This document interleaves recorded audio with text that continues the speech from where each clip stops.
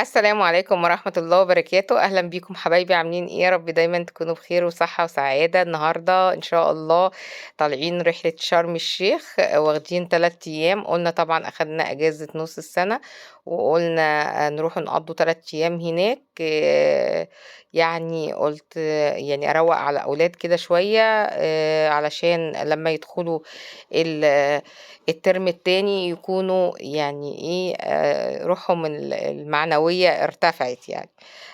إحنا عدّينا على نفق الشهيد أحمد حمدي، وبعد كده بدأنا في طريقنا عادي. كان في طبعًا طول السكة كان في ريستات، بنقعد نشرب شاي، نشرب قهوة، أي حاجة كده، اللي عايز يفطر بيفطر، وبعد كده بنكمّل طريقنا.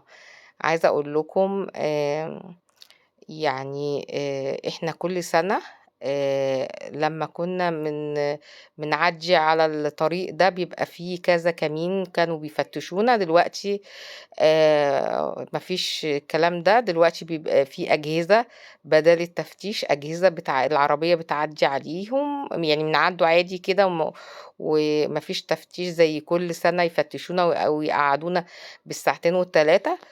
بس خدوا بالكم وأنتم بتعدّوا لو في أطفال أقل من 5 سنين يا ريت تنزل من العربية وتعدّي حتّة، يعني حتّة صغيّرة كده تعدّي الجهاز، وبعد كده تركبوا العربية تاني. وأخيرًا وصلنا شرم الشيخ، آمم أرض السلام، أرض المحبة. شرم الشيخ ديّة من أجمل الأماكن اللي في العالم. في ناس هتقول لي لأ، ده في حاجات أحلى من كده، لأ، لأ، لأ، دي بلدي وما فيش أحلى من بلدي وما فيش أطعم من بلدي وما فيش حلاوة بلدي. تعالوا شرم الشيخ يا جماعة، إحنا مصريين لازم نستمتع بجمال بلدنا.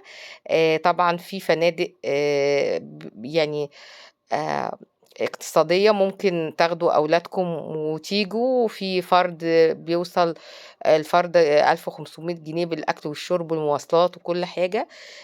أنا طبعًا كل سنة باعمل حسابي إن أنا يعني كل سنة أنزل في أجازة نُص السنة، وبابقى عاملة حسابي في كده، وباجي والأولاد بيتمتعوا وما فيش أي مشكلة يعني. بس أهم حاجة إن أي حد بيبقى نازل شرم الشيخ بيدوّر على أوتيل، الغرف بتاعته تكون نضيفة أولًا. ثانيًا بيدوّر على البوفيه يكون كويس، يعني يكون يعني أكله حلو. ما ادفعش فلوس وادخل ألاقي أكل ما يعجبنيش. طبعًا كل واحد على حسب الفلوس اللي بيدفعها، عشان بس نبقوا واضحين من البداية. ده لسه وأخيرًا وصلنا الأوتيل. ما اعرفش فين شهادة ميلادي؟ سمع سميحة على التليفون.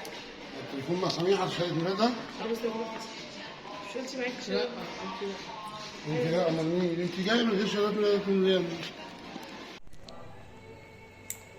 أنا هنا نسيت شهادات الميلاد بتاعة الأولاد، وطبعًا بدأ يصغر لي كده ويبرق لي.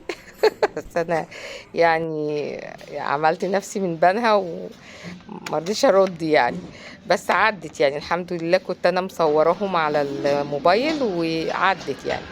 جينا بقى لتسكين الغرف، زي ما إحنا شايفين كده، غرفة جميلة جدًا، الفندق روعة، بجد، بجد روعة. إحنا على إيدنا الشمال في الدولاب، زي ما إحنا شايفين كده الدولاب، تحطّوا فيه بقى حاجتكم كلّها، وفي خزنة. اعملوا باسورد حطّوا فلوسكم ودهبكم وساعاتكم وكل حاجة فيها، وأنتم خارجين عادي ما فيش أي مشكلة، ترجعوا تلاقوا كل حاجة زي ما هي. ناس عندها أمانة عالية جدًا، جدًا، ناس محترمين جدًا، جدًا. بُصّوا زي ما أنتم شايفين الدولاب فيه شماعات برضه، ما تجيبوش شماعات معاكم عشان تعلّقوا هدومكم. الغرفة ريحتها جميلة ومُعقّمة ومش ناقصة حاجة. على إيدي الشمال طبعًا كان في الحمّام. الحمّام زي ما أنتم شايفينه كده، طبعًا في المناديل وفي الShower Gel وفي الشامبو للShower وفي البشاكير نضيفة ومتعقّمة ومتطبّقة، والفوط متعلّقة. يعني كل حاجة موجودة، كل حاجة موجودة في الحمّام، ما فيش حاجة ناقصاه خالص. وفي كمان مراية صغيّرة كده عشان لو اتمكيشتوا أو كده، وفي السشوار عشان لما تاخدوا الشاور تجففوا شعركم. يعني بقول لكم مش ناقصه حاجه بجد بجد. عجبني قوي وعجبتني نظافته عاليه جدا. على ايدي اليمين في جزامه وفي مرايه عشان لما تيجوا تلبسوا كده، وفي شوفونيره هنا فيها 6 دراج تحطوا فيها هدومكم برضو حاجتكم، وفي شاشه حلوه كده والدش شغال طبعا، والمرايه هنا، وفي سريرين طبعا. الأوضة فيها سريرين وحطوا لنا سرير زيادة للوسيندا، مشكورين يعني. يعني قلنا عشان كل واحد ينام مرتاح. وهنا ده الفيو. طبعا انا دايما كل سنة لازم اخد الغرفة بالطول الفيو بتاعها، يعني بيبقى على البول علشان خاطر لما لوسيندا تنزل البسين يعني ايه ما يعني ابقى واخدة بالي منها وابقى مطمنة. يعني زي ما انتوا شايفين كده الفيو يفتح النفس بجد. يعني كنت مبسوطة بالفندق جدا ونضيف جدا جدا. وزي ما انتوا شايفين الغرفة بصورها لكم تاني علشان يعني كل حاجة فيها مصوراها عشان يبقى عندي مصداقية ان انا كلامي يبقى مظبوط لأي حد يعني عايز ينزل فيه. كمان في هنا السراحة طبعا، في كرسي وترابيزة في وكرسي بتاع السراحة، وفي هنا الكاتل وفي مية طبعا استقبلونا بإزازتين مية وفي شاي ونسكافيه. وفي يعني أي حد يعني عايز مثلا عايزة أشرب شاي عايزة أشرب قهوة براحتي خالص في الغرفة جوه. هنا بقى نمنا، بعد ما نمنا كنا تعبانين قمنا بقى لبسنا وتشيكنا ونزلنا علشان خاطر نتعشى. كنا فعلا تعبانين من السفر. هو الحمد لله الطريق جميل جدا، يعني ما تعبناش، بس ما كناش نمنا بقى فكنا عايزين ننام فنمنا وقمنا بقى لبسنا وتشيكنا وبدأنا بقى ايه نطلع من الغرف. طبعا البنات كانت لبست لاني رنيت عليهم قاموا لبسوا بسرعة وتشيكوا واستنوني بره كانوا بيلعبوا بينج بونج. آه، لوسيندا بقى طول الرحلة وهي بتلعب طول الرحلة وهي بتلعب، ولو مفيش حاجة عاجباها بتعلق، يعني بقت بتعلق على كل حاجة. بس استمتعت كتير بجد يعني. زي ما انتوا شايفين كده أخدتهم ورحنا ايه على المطعم. كان بابا لسه ما طلعش من الغرفة بتاعته، كان فعلا تعبان، كان هو اللي بيسوق العربية وكان تعبان فسيبناه بقى ايه، قلت لهم سيبوه نايم شوية عبال ما نلبس ونخلصه لبس يعني. فكنا احنا ولوسيندا بقى ايه قالت هقعد استنى بابا بره، عايشة حياتها. والبنات قالوا لي يا ماما هنصوره بقى عبال ما بابا يطلع. زي ما انتوا شايفين كده الفندق جميل جدا. دي جاردن موجودة جنب المطعم، وفيها المسرح بيبقى فيه يعني فرقة انيميشن بعد العشاء على طول بيعملوا عروض جميلة جدا. يعني يعني في ناس بتحب تخرج برا تتفسح او كده. المطعم هنا الفندق هنا يعني فيه كل حاجة، يعني بدل ما تطلعوا وتكلفوا نفسكم وتصرفوا فلوس وبره، لا الفندق فيه كل حاجة. يعني ممكن تسهروا في المسرح دهوت لغاية الساعة 12 وملهاش لازمة ان انتوا تخرجوا. يعني هو بيوفر لكم كل حاجة بجد. الفندق عجبني ان هو بيوفر كل حاجة للستاف اللي بينزل في الفندق. يلا بينا بقى ندخل المطعم. عايزة اقول لكم ان نسبة الاشغال في الفندق اجانب. عايزة كمان اوضح لكم اسم او معنى الفندق اسمه اولد فيك، يعني الذئب العجوز. لإني أنا أول ما دخلت استغربت، لقيت في ناس في عواجيز كتير أوي وأُسَر بقى، يعني أُسَر من كل الجنسيات، روس، على تراكوة، على أمريكان، على عرب، سوريين، فلسطينيين، لبنانيين، كُلّه يعني بجد، بجد يعني هو من نضافة الفندق فعلًا عامل صيت جامد جدًا. هو الفندق 4 نجوم، أنا أدّي له 5 نجوم والله على النضافة، كفاية النضافة، كفاية النضافة.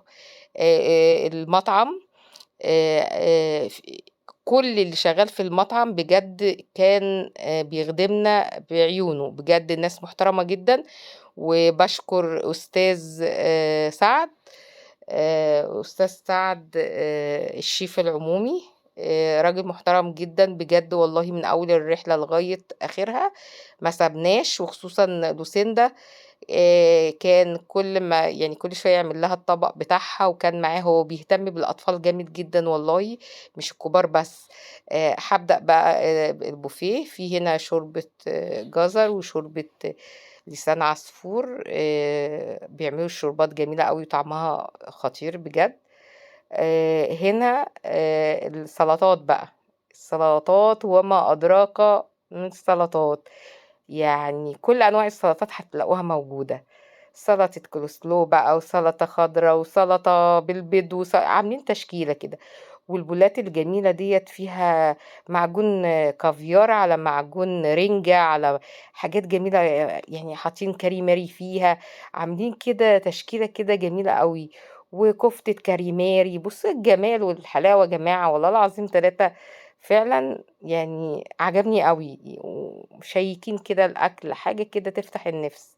سوشي بقى، عاملين بقى سوشي حار وسوشي عادي، كل أنواع السوشي هتلاقوها موجودة، هُم عاملينها بجد مع الصوصات الحارة الجميلة، اللي بتخلّي طعم السوشي جميل، وعظمة زي ما أنتم شايفين، ده كاريماري، كفتة كاريماري حلوة أوي، كابوريا جميلة حلوة، صغيرة بس جميلة. بُصّوا كل حاجة موجودة، عاملين كل حاجة، بجد والله العظيم 3 عجبني أوي. الأكل مش شكله بس حلو، الأكل طعمه كمان لذيذ، يعني طعمه لذيذ. أهم حاجة إن إحنا استمتعنا بالأكل، يعني كذا مرّة أنزل يعني الفنادق ما باستمتعش بطعم الأكل بجد والله، وبيبقى 5 نجوم.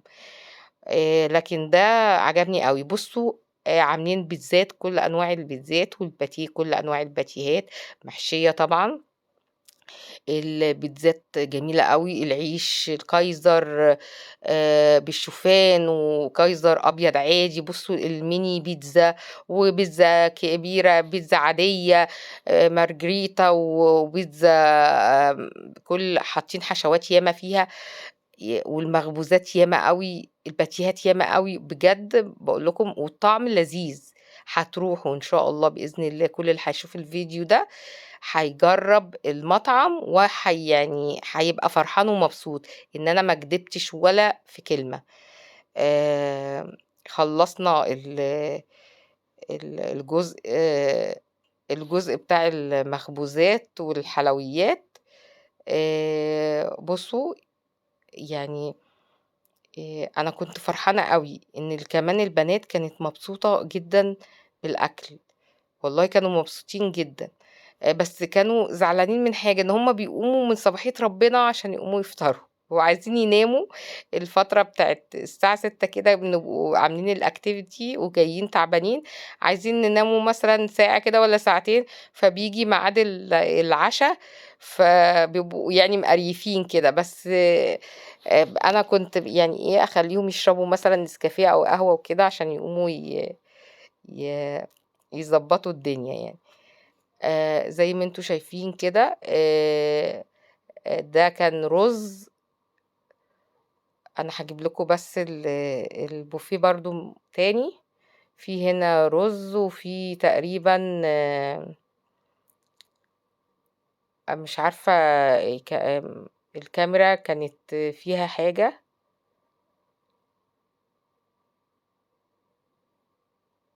بص هجيبه لكم من تاني. ده رز، ده رز طبعا هما مشكلينه كده. ودي كوسة، دي كوسة بالجزر تقريبا، بس كان طعمها حلو بصراحة يعني.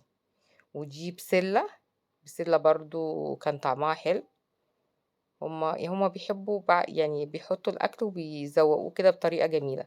هنا ده حواوشي، الحواوشي ده كان شاويينه على الفحم، كان جميل قوي. ودي بطاطس، وده سمك، سمك برضو كان طعمه لذيذ قوي. وده مشروبات طبعا، الفانتا والبيبسي والصودا وال نسكافيه بقى وشاي وكابتشينو، كل اللي انتوا عايزينه هتلاقوه هناك. بعد بقى ما خلصنا العشاء رحنا نصور البازار. البازار ده اشتريت منه حاجات برضو جميلة جدا ورخيصة، ومكنتش متوقعة ان يعني الاسعار تبقى عنده رخيصة. مش بقول كده بقى عشان هو يروح يغير يعني يعلي الاسعار، لا انا بقول كده انا بشكر في حاجته. يعني حتى انا قلت له حاجتك كويسة جدا ورخيصة، ارخص من بره. بره الاسعار نار جدا، بس دايما الواحد لما بيشتري من الفندق، الفندق بيبقى غالي شوية عن بره. بس ده لأ مش غالي خالص. طبعًا اللي نسى نضارته، ونسى كاب، نسى يعني تيشيرت أو الscarf بتاع السفاري ديّة عنده رخيصة جدًا.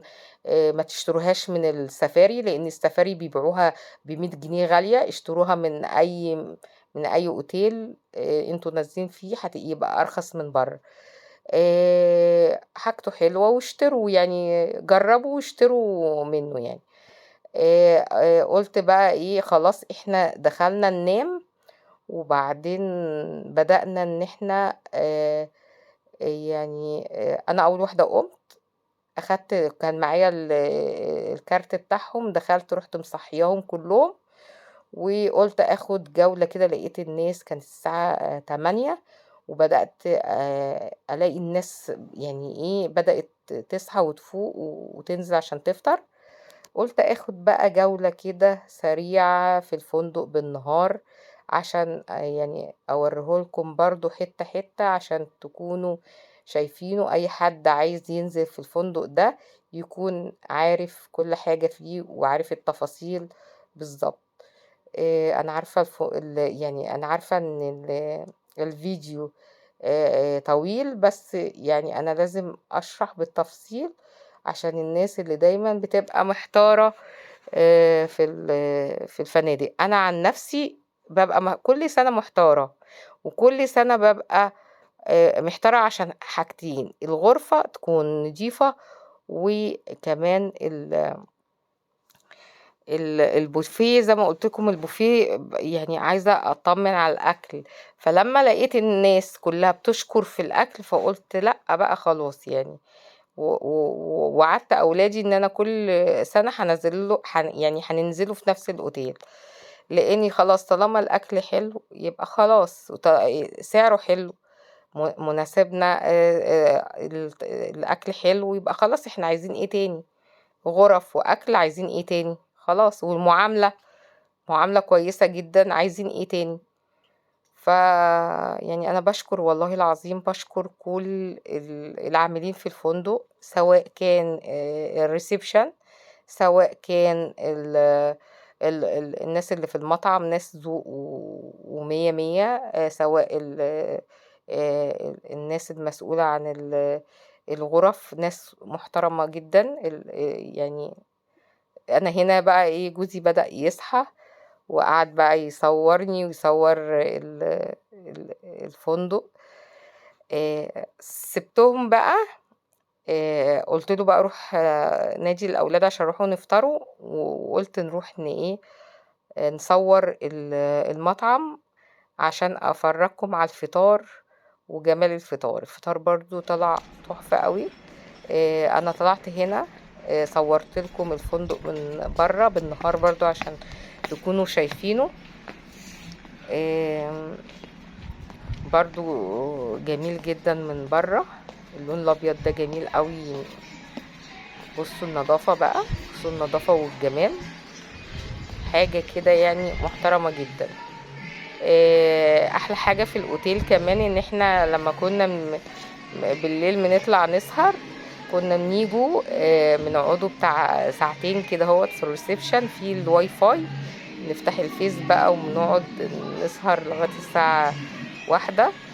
فكان يعني كان حلو قوي يعني اهم ميزة كمان ان احنا بنحب طبعا كل واحد يحب ان هو يقعد على الفيس، فده حلو. بس يعني قولوا له يعني اللي عايز يفتح لازم ياخد الرقم بتاع الواي فاي الخاص بالفندق يعني. واي حاجة انتوا عايزينها اطلبوها يعني بالتليفون، اي حاجة تجيلكم. هنا البار طبعا في كل المشروبات اللي تخص الاجانب. بصوا ده الطريق ده سلم، وده الطريق دوت بيوديكم على الغرف اللي هي الغرف الارضي والغرف اللي فوق. وزي ما انتوا شايفين كده بصوا الفندق اولد فيك في طريق شارع الموتيلات، شارع الموتيلات في الهضبة. بصوا الشارع نضيف ازاي. بدأنا بقى يعني جيت بقى دخلت المطعم وقلت اصور ايه الفطار بالمرة قبل ما ايه البنات يجوا. كل المخبوزات اللي انتوا عايزينها هتلاقوها موجودة، كل المخبوزات. هنا ترك وهنا لانشون، وفي جبنة حمراء وفي جبنة تركي حلو والله. والجبنة التركي عجبتني قوي، طعمها لذيذ جدا. وهنا في خيار وفي طماطم وفي فلفل بأنواعه، فلفل حار وفلفل بارد. وهنا الحلويات، حتى الحلويات في الفطار بجد ما قصروش يعني في اي حاجة. يعني طعم الفطار كمان لذيذ جدا جدا. هنا في رز بلبن، الرز بلبن بيعملوه الصبح جميل قوي بالكريمة، طعمه عسل. احنا طبعا عارفين يا جماعة ان الحاجة غالية غالية نار. وطبعا دي طماطم جرنيه حلوة قوي، عاملينها بالجبنة الرومي والجبنة الموتزاريلا. وهنا بيض مسلوق، وهنا سوسيس في باللحمة وفي بالفراخ. وهنا بطاطس محمرينها كده بالثوم كده جميل قوي. وهنا فول. وهنا طبعا حاطين البهارات اللي عايزين بيحطوا. هنا بقى الحلويات زي ما قلت لكم هنا بيعملوا بيتيفور جميل قوي قوي قوي لذيذ والله العظيم 3. كل الحلويات انا طبعا ما جربتهاش، ما قدرتش اجرب طبعا، أنا عندي سكر فما ينفعش ان انا اكل سكريات كتير، فانا على قد ما اقدر ان انا يعني اكلت يعني. وهنا كرواسون جميل قوي، وكل بقى انواع المربات هتلاقوها موجوده، ومكسرات وجوز هند، حاجات ياما قوي، عسل نحل والله حاجات جميله ما شاء الله، خير ربنا والله كتير يا جماعه في الفندق ده. وجيلي بكل انواعه، وكاستر وبرتقان و حاجات ياما قوي. وهنا الجبنات البيضة بانواعها، والزبادي بانواعه. انا طبعا كنت كل يوم اخد بولة زبادي كده واحط عليها عسل النحل علشان خاطر لما اجي اكل الفطار ما يعمليش حموضة في معدتي. ف يعني كان طعمه جميل أوي. هنا المشروبات طبعًا كل يوم ناخده الكابتشينو، وعملت لهم بقى فطار جميل وبيض أومليت هنا طلعنا بقى فطرنا في تراس برّه، والشمس كانت جميلة ودافية، وفعلًا الأولاد استمتعوا جامد جدًا. شايفين بقى الجمال، يعني الحمد لله إن الأوتيل طلع كويس، وإن الأكل طلع كويس، كل حاجة طلعت كويسة، وباشكرهم جدًا والله، باشكرهم جدًا جدًا جدًا، كل الناس باشكرها. زي ما أنتم شايفين كده بعد ما فطرنا بدأنا بقى نلعب. أحلى حاجة في الفندق إن هو شاطرة، فيه ألعاب برافو. كتير. خدي بقى في امسكي. اللعبة دي حلوة قوي عجبتني. بقينا نلعبوا بيها. كان فاضل ساعتين على السفاري، شاطرة، رحلة برافو، السفاري، فقلنا إن احنا برافو، يعني ايه نلعب برافو كده يا شوية. جمانة. شاطرة. جوجو كانت مبسوطة قوي، يلا ميس كسبت. روان، يلا شاطرة، برافو يا اختي. كان في كمان جدع، برافو. لعبة البينكو بو، حلوة قوي كده. يلعبوها. 2 خلاص خلاص. ولعبوا كمان تعالي يا مس روان. بلياردو. كان في يلا يا ألعاب أستاذة ياما قوي. عبير. لازم دوري يا ماما، لازم دوري. انا لسه مش لعبت. هتلعبي ازاي؟ هي اطول مني. لا انا بعرف. يلا يا مسهل، خدي بالك عشان تبتاع. اه 3 أنا طبعا كسبت في الآخر.